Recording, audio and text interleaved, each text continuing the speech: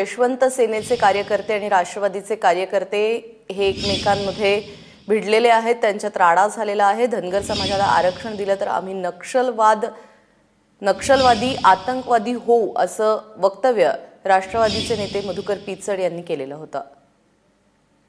वैभव परब आपला प्रतिनिधी आपल्याबरोबर आहे। वैभव, हे सगळं प्रकरण काय आहे आणि आत्ताची परिस्थिती काय आहे?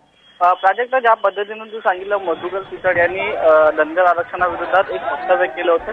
त्याच वक्तव्याचा निषेध करण्यासाठी ही सेना आहे ती इकडे जमा झाली होती। यांनी मधुकर पिचड यांचा फोटो घेऊन यशवंत सेनेचे सर्व कार्यकर्ते होते ते जोडो मारो आंदोलन करत होते। पण हे जे आंदोलन होतं ते हळूहळू राष्ट्रवादी कार्यालयात येऊ लागलं होतं आणि कुठेतरी राष्ट्रवादी काँग्रेसच्या कार्यकर्त्यांना हे खटकू लागलं होतं की आपल्या ऑफिसमध्ये येऊन, आपल्या कार्यालयात येऊन थेट आपल्या पक्षाच्या नेत्याला जोडो मारो आंदोलन सुरू आहे याचा कुठेतरी त्यांना राग येत होता आणि हे सगळं प्रकरण निवळण्याचा प्रयत्न राष्ट्रवादी काँग्रेस आणि त्यांच्या नेत्यांकडून करण्यात येत होतं। राष्ट्रवादी काँग्रेसचे कार्यकर्ते ह्या सर्व यशवंत सेनेच्या कार्यकर्त्यांना बाहेर काढत होते आणि बाहेर काढता दोन्ही यशवंत सेना असेल आणि राष्ट्रवादी काँग्रेस असेल त्या दोन्ही कार्यकर्त्यांमध्ये बाचाबाची झाली आणि त्याचं रूपांतर आहे ते थेट हाणामारी झालेलं आपल्याला पाहायला मिळालं।